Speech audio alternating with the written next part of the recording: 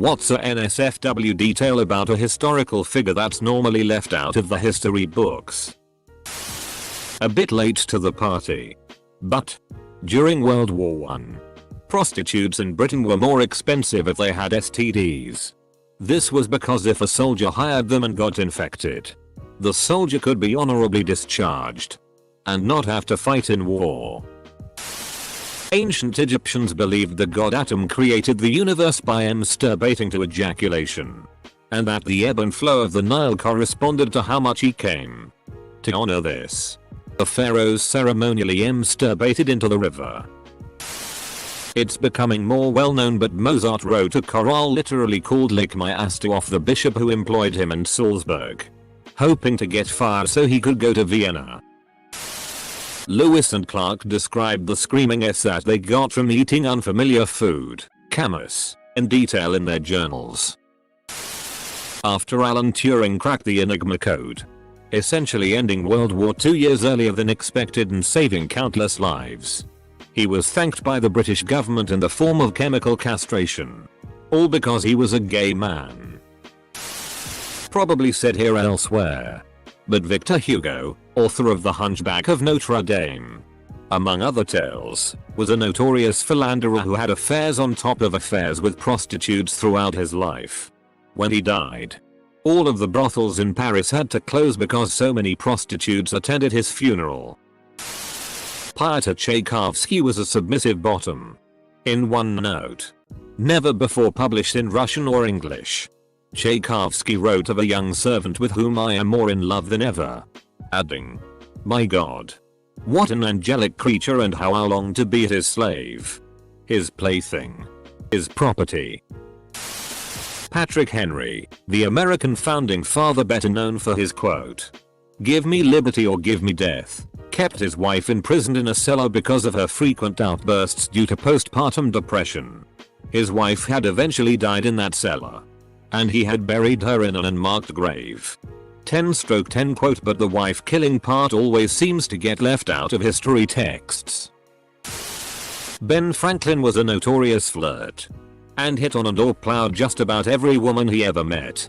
Single women, married women, young women, old women, women of title, women of the royal line, Protestant women, Catholic women, all of them. French President Félix Faure died while getting his dick sucked. Big dicks were considered barbaric in ancient history. The Greeks especially thought that it showed men with big rock-hard full-blooded cocks were full of lust and low intelligence. This is why most of their statues today have them displaying a small dick. I was born in the wrong age. Edit. Tie for the awards, friends. It's said that Henry VI exploded in his coffin. Dogs then licked up the Henry juice. The first thing the father of microbiology, Anton van Leeuwenhoek, put under a microscope was semen. They understood that semen was integral to the creation of life but didn't yet understand the concept of single-cell organisms. He fully expected to see tiny little humans in his jizz. So yeah, the first thing he did was whack off on a slide and look at it. Princess Diana and her leg agitator sex toy that she carried around with her when she went on diplomatic trips. She had even shown a table of foreign officials her toy as a prank on numerous occasions. She also believed it brought her good luck. One time she forgot to bring it with her and actually asked her bodyguard to go back to the hotel to fetch it for her. Edit. UK just checked, and she apparently left it all the way back in the UK while on a trip to Nepal, not just at a hotel, and ordered it to be dispatched to the capital Kathmandu. Groom of the stool. This is the guy who wiped the king's bum and inspected the stool for parasites and whatnot in ye olde England. By the 16th century it had become one of the highest honors at the Tudor court because it allowed close and private access to the king, a coveted position. George Washington had severe hemorrhoids, to the extent that he couldn't even ride a horse into battle sometimes, and had to be pulled on a cart. Guess we now know why he was standing on the boat in that one painting. Not hidden in his home country, but not known by the rest of the world though, is the fact that H.C. Anderson left a mark in his diary every time he had masturbated, sometimes with a little note on the side. In school I was taught that Ben Franklin had a string of pearls that was several feet long. He would add a pearl to it each time he slept with a new woman. Paul Revere would ride from Boston to Newport RI to cheat on his wife. No. Babe. For real. The redcoats are actually coming. Little late but worth a shot. Elizabeth Bishop and Robert Lowell, the poets, had a 30-year letter exchange where Robert, while married, swooned over Elizabeth after he initially met her, declaring his love and want to propose for her all while being married, and her blatant denial and uncomfortable lesbian anguish at this fact. He threatens suicide and lots of self-harm while she's just like, haha, let's read this book together and not think about romance. He was a manic cocaine freak and she was a crazy alcoholic lesbian with a toucan. She drank rubbing alcohol when denied conventional drinks. There's a great play highlighting these events called Dear Elizabeth. Kaiser Wilhelm II. The great magician Houdini once escaped a prison cell while fully nude as to not hide anything to escape. However, what the guards failed to check was that he hid a skeleton key in his ass cheeks. He was just too thick for them to notice the key. Freud loved cocaine. He had a friend with a morphine addiction, and he thought giving the guy cocaine would cure him. It did not. Abigail Adams apparently spent a lot of time worrying that her son John Quincy Adams would jerk off or bang s when he left the house, and advised against doing both in several letters to him. You must only do that at home, son. There are dicks everywhere in Pompeii. Dicks everywhere. On walls, streets, posts, carved into wood and stone, arranged in tile mosaics. They're all over the place. You can't swing a cat without whacking a sklong. They're used as arrows to point to brothels. Scrawled on walls and graffiti about how good the women are in the city. When you went to the baths, you'd put your clothes in little cubby holes, and you'd remember which column of cubbies you left them in by the mosaic of a particular Essex act above said column. Mary Shelley, the author of Frankenstein, who also popularized Gothic literature, used to meet up with her future husband, poet Percy Shelley, at the cemetery where her mother was buried. They would meet up and have angsty sex on her mother's grave. BC she was goth as hell. Moreover, Frankenstein was inspired by her fascination with reanimation, the idea of bringing something dead back to life. And she learned about this idea. She was obsessed with the idea of bringing back her baby who died days later after being born, thus sparking the idea of the monster of Frankenstein. William the Bastard's family was torn apart when his two youngest sons dumped a chamber pot on the head of his firstborn, leading to rebellions, wars, and eventually his firstborn's lifelong imprisonment. Simon Bolivar had sex in every country he went with different women, and it's explained with details in his biography. I like how his dancing skills are in parentheses, as if that detail is what we needed to clarify him having sex in every country. Edit. I read once that philosopher Jean-Jacques Rousseau would pull his pants down and chase after women running backwards in hopes they would spank him. It was his kink. He would lurk in alleyways with his pantaloons around his knees and jump out ass first at passing women in the hopes they'd be so frightened they'd lash out and spank him. He was a total dickhead, but the mental image is hilarious. One of the members of the Lewis and Clark expedition was a slave named York. The tribes they came across were quite taken with him. He fathered many children during the trip. I remember reading about him in history class. Native tribes kept trying to rub his skin to get the black off. Eventually some saw him as part bear and had him their women so their tribe would be part bear and raise powerful warriors. Alexander the Great likely had a gay lover named Hephaestion. Diogenes supposedly claimed that Alexander only ever yielded to Hephaestion's thighs. Apparently, Ben Franklin slept around and mostly stayed in France for the prostitution. He also wrote at length the benefits of sleeping with older women, including their experience Lack of interest in anything exclusive. Leonardo da Vinci kept poems and jokes about penises.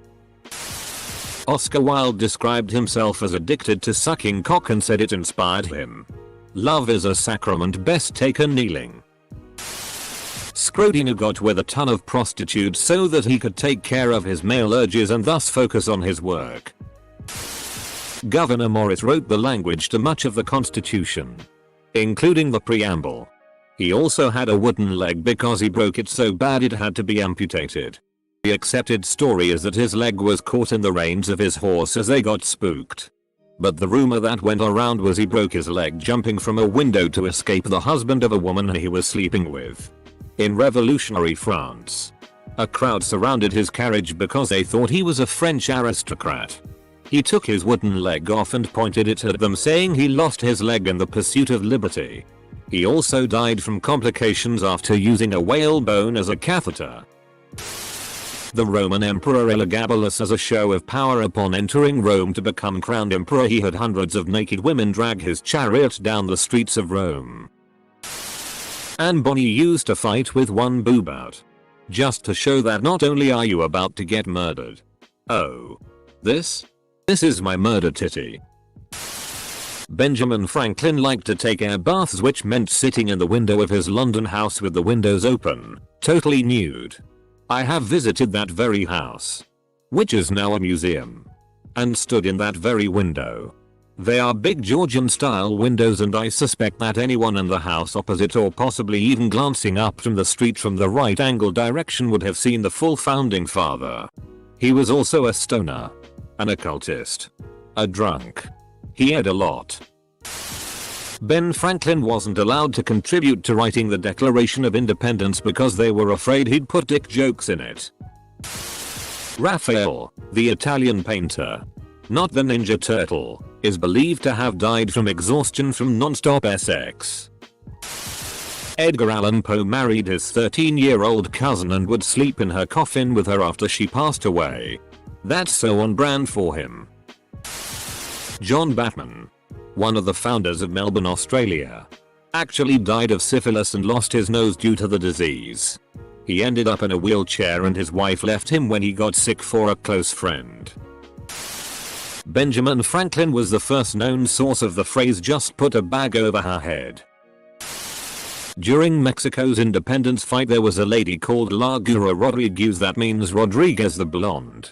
She used to spy on the Spanish monarchy generals by going to bed with them. She passed information to the independent army and had a major role on Mexico's winning the fight. After the independence was declared, the new monarch, Agustin de Iturbide, made the entire army march in front of La Gura's house. They were lovers and she was the one that inspired him to action.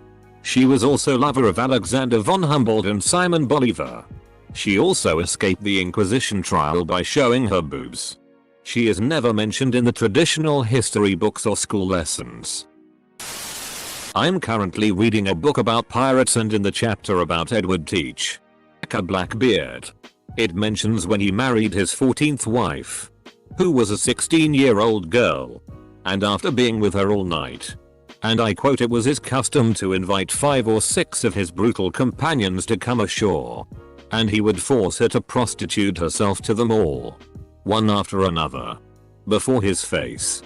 Now, I remember learning about Blackbeard in school as a child, and I do not recall anyone ever telling me he was a pimp and a cuck. Frederick the Great of Prussia, one of the most renowned military national leaders in European history, flaming gay. Full stop. He never even tried to hide it much. His dad openly loathed his effeminate behaviors. He had a Dutch boyfriend as a teenager, who his father had executed in front of his own eyes to teach him a lesson. His dad later forced him to marry a woman, who'd be immediately divorced after his dad's death. He even wrote after losing a battle, "Fortune has it in for me. She is a woman, and I am not that way inclined." Not to say being anything other than straight is inherently NSFW. But anything not heterosexual in history is obviously almost never talked about. Napoleon insisted his wife wear the same underwear for weeks on end because he loved the smell so much. He would keep soiled underwear with him and write about how much he enjoyed the scent. During 1942, in a war planning visit to Washington, a British delegation including Winston Churchill stayed at the White House. The president wheeled into Churchill's bedroom one afternoon to discover the prime minister stalking the room in the nude, puffing on a cigar as he dictated to a male secretary. As Roosevelt spun about to leave, Churchill called him back, adding, "The Prime Minister of Britain has nothing to conceal from the President of the United States." Edit. Whoa. My first popular post. Source for this story: Cray. E. 1990. General of the Army. George C. Marshall, Soldier and Statesman. Kindle ed. pp. 253. Cooper Square Press. Margaret Mitchell, author of Gone with the Wind, apparently had a very large DLDO collection. Learned this in a graduate history class and I was floored. John Smith. He made up the story of Pocahontas. She was actually 10 when he arrived, and he made up a lot of his stories. According to her people, John Smith kidnapped her to provoke her father. Henry Ford was the only American mentioned in Hitler's writings due to his anti-Semitic beliefs. Julius Caesar read around, like, all the way around. His political allies' wives, one of Pompey's wives for example, not Julia. His enemies' sisters, Cato the Younger's. Guys. Girls. Anybody. He was described during a meeting of the Senate as a man for every woman, and a woman for every man. Adolf Hitler may have had a sexual relationship with his niece. At the very least. They were very close and he was extremely possessive of her. He got jealous whenever she'd have boyfriends and would try to break them up. After she committed suicide, he called her the only woman he'd ever loved and insisted on keeping her bedroom exactly as it had been when she was living. It's suspected that she killed herself because he got her pregnant. The relationship was not consensual according to reports. Anthropologists believe that upwards of 5-7% of people alive today have some sort of relation to Genghis Khan. That's because he allegedly uphead several women everywhere he conquered before moving on to the next place. Several. I did the National Geographic DNA test a few years back and one of my historical hits was Genghis Khan. I'm as white as the driven snow. So I was very surprised. Edited because I misspelled our pay Grampus name a bit. Churchill was a bit of a nudist. He claimed to have some form of skin condition that made clothes uncomfortable to wear for long periods. When he visited the White House, he would sit around naked while having discussions with FDR. Helen Keller supported eugenics to the point of writing a journal in favor of refusing medical treatments to human babies with physical and mental disabilities, going as far to state that they would likely become criminals if kept alive. Edit. I never expected to get more than 5,000 upvotes on this, but thank you for finding my contribution of interest. Anne Frank, being a normal teen with a diary, has some puberty parts. Here is an excerpt of one of those parts. Until I was 11 or 12. I didn't realize there was a second set of labia on the inside, since you couldn't see them. What's even funnier is that I thought urine came out of the clitoris. When you're standing up, all you see from the front is hair. Between your legs there are 2 soft, cushiony things, also covered with hair, which press together when you're standing, so you can't see what's inside. They separate when you sit down and they're very red and quite fleshy on the inside. In the upper part, between the outer labia, there's a fold of skin that, on second thought, looks like a kind of blister. That's the clitoris. Spartan soldiers had gay sex with each other. A lot. Soldiers were taken as little boys and didn't see women since they believed having gay sex would create a closer bond with each other. Edit. When they left the army and married, women would sometimes shave their heads and wear men's clothing to make the former soldier feel more comfortable. Go to kiss the homies goodnight. Hitler took amphetamines to stop farting. Some historians think that's why he became increasingly erratic toward the end. He was in withdrawal. Ben Franklin had tons of sex with many women. He even wrote some sex advice in some of his books. Mozart wrote songs about licking ass.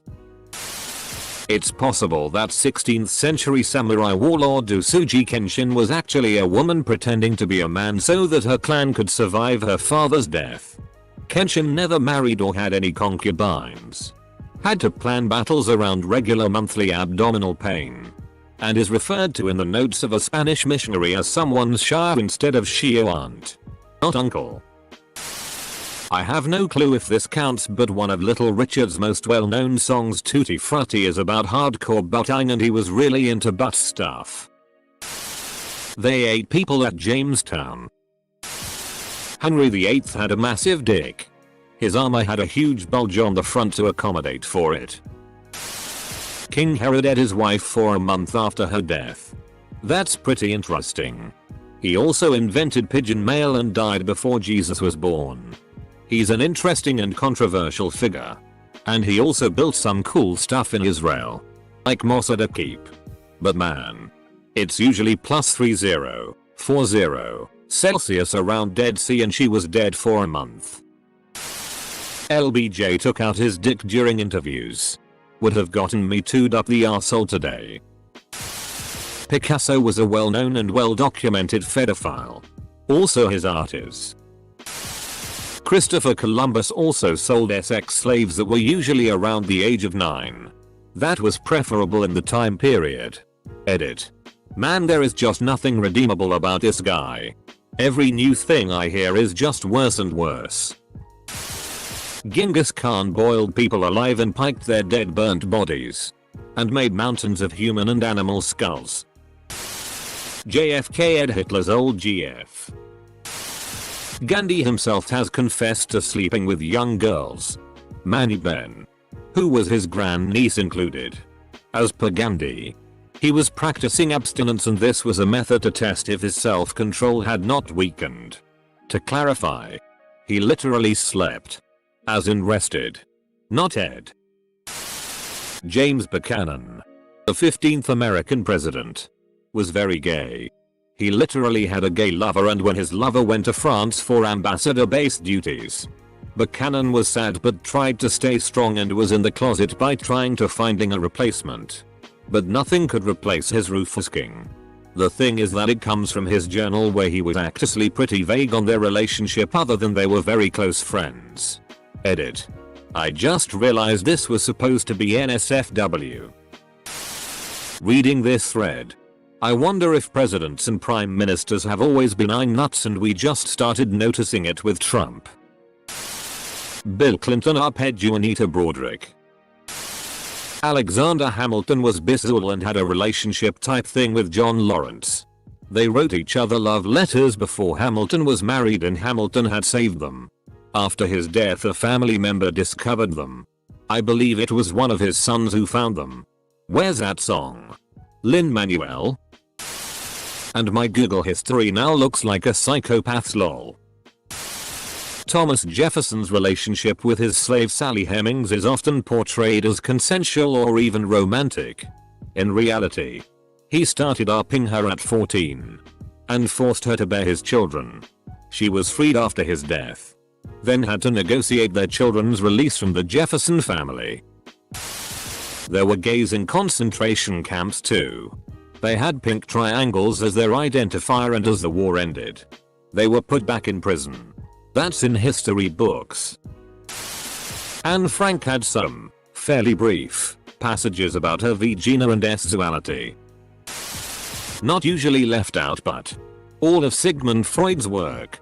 All of it. OP has created a monster. Blessings upon his or her head. Best thread in ages. Nero was a raging gay pedophile. Hans Christian Andersen wrote The Little Mermaid for his gay crush who rejected him. The man who led us to the moon, led NASA, was a Nazi war general who would hang the 5 slowest Jews at his rocket factory to increase productivity. James Joyce wrote some of the dirtiest letters I've read. Big fan of farts, it sounds like. William Wallace wrapped his sword in the filleted flesh of his enemies that he personally skinned. This really disturbed me. BC I thought he was awesome.